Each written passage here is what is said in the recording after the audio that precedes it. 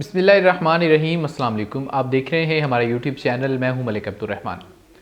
नाज़रीन, आज की इस वीडियो के अंदर एक इंतहाई अफसोसनाक वाक़ये के बारे में बात करेंगे और वो वाक़या ये है कि डॉक्टर आफ़िया सिद्दीकी जो कि पाकिस्तान की बेटी हैं और अमेरिका में एक जेल में 86 साल कैद की सज़ा काट रही हैं।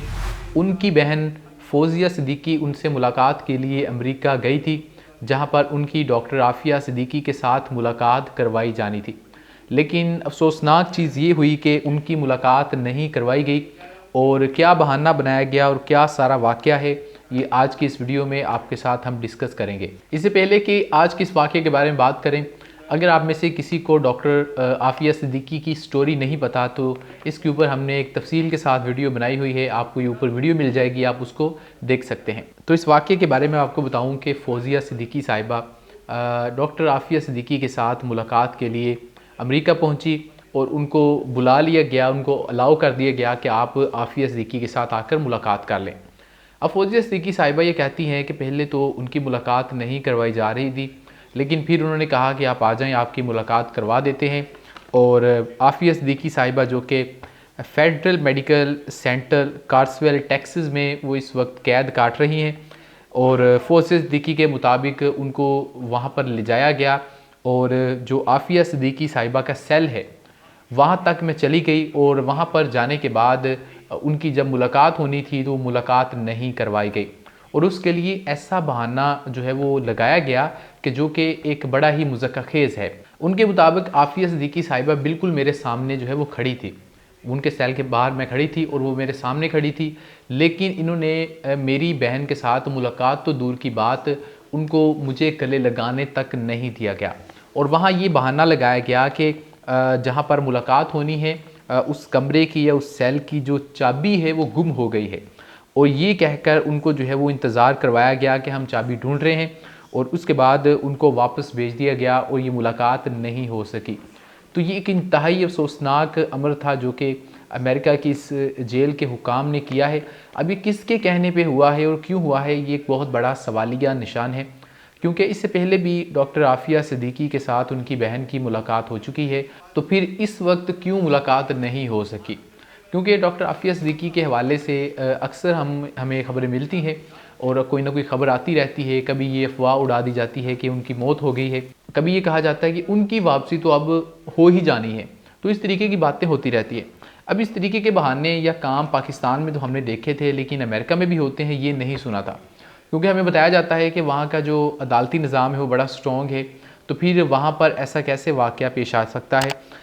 अगर मैं अपनी ज़हन की बात करूँ तो मुझे लगता है कि शायद पाकिस्तान की जानिब से ही कहा गया होगा कि आप इनकी मुलाकात ना होने दें, क्योंकि अब से कुछ महीने पहले ये ख़बर आई थी और ये ख़बर जो थी वो एक ऐसे ज़राए से आई थी जो कि आप कह सकते हैं कि काबिल एतमाद है। और वो ज़राया ये था कि डॉक्टर आफ़िया सिद्दीकी के जो वकील हैं जिनका नाम क्लाइव स्मिथ है, उनके मुताबिक उन्होंने पाकिस्तान आकर ये बात कही थी कि आफ़िया सिद्दीकी की रिहाई में जो अब मसला है वो पाकिस्तान की जानिब से है, ना कि अमेरिका की जानिब से है, यानी कि पाकिस्तान की जानिब से सारी कोताही है। और इस वक्त भी जब ये मुलाकात नहीं करवाई गई तो उनके वकील क्लाइव स्मिथ साहब ने एक बयान दिया। उन्होंने कहा कि मुझे 43 साल हो गए हैं कानून की प्रैक्टिस करते हुए, लेकिन इससे ज़्यादा शर्मनाक चीज़ नहीं देखी और इस चीज़ ने हमें जो है वो शर्मिंदा कर दिया है कि सेल की चाबी जो है वो गुम हो गई है, इस वजह से मुलाकात नहीं हो सकती। और अगर डॉक्टर आफ़िया सिद्दीकी की बहन के हम कमेंट्स आपके सामने रखें तो उन्होंने तो यही कहा था कि जब पिछली मरतबा भी मेरी मुलाकात हुई थी तो मुझे ऐसा ही लगा कि वो एक ज़िंदा लाश है।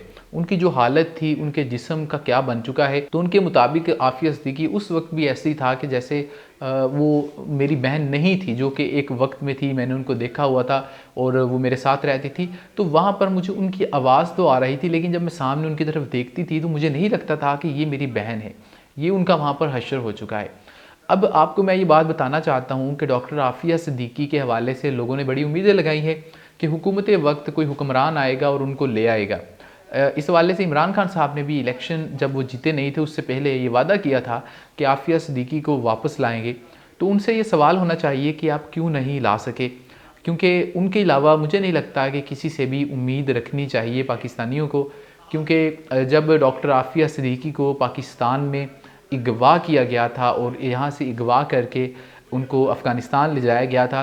तो ये उस वक्त मुशर्रफ का दौर था और उस वक्त ये सारे लोग इस चीज़ में शामिल थे। वरना ऐसे कैसे हो सकता है कि एक सॉवरन कंट्री के अंदर, एक न्यूक्लियर स्टेट के अंदर अमेरिका की कोई एजेंसी आए और यहाँ पर किसी शहरी को पकड़ कर अगवा करके अमेरिका ले जाया जाए, क्योंकि सज़ा उनको वहाँ पे हुई थी।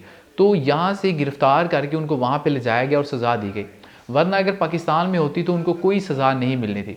ये उसी तरीके का हिसाब है कि नवाज शरीफ साहब पाकिस्तान में मुजरम हैं और वो पाकिस्तान से बाहर बहाना लगाकर या जैसे भी धोखे फ्रॉड से चले गए। अब 4 साल वो वहाँ पे रहे हैं, किसी की ज़रूरत नहीं हुई कि वहाँ पर उनको हाथ लगा सके, क्योंकि वो मुजरिम है पाकिस्तान में, वहाँ पर वो एक आम शहरी हैं। इसी तरीके से पाकिस्तान में भी था कि आफिया सिद्दीकी साहिबा पाकिस्तान आ गई थी। तो जिन हुक्मरानों ने खुद उनको पकड़वाया है उनकी एजेंसियों के थ्रू, वो कैसे पाकिस्तान में आफिया सिद्दीकी को ले आएंगे और क्यों लेकर आएंगे? और जब उसका वकील कह रहा है कि कोई मसला नहीं है अमेरिका की जानब से, सारा मसला पाकिस्तान की जानब से है, तो ये बड़ी वाज़ेह बात है कि उनकी रिहाई के हवाले से मुस्तकबिल करीब में कम से कम मुझे तो कोई सूरत हाल बनती नज़र नहीं आती।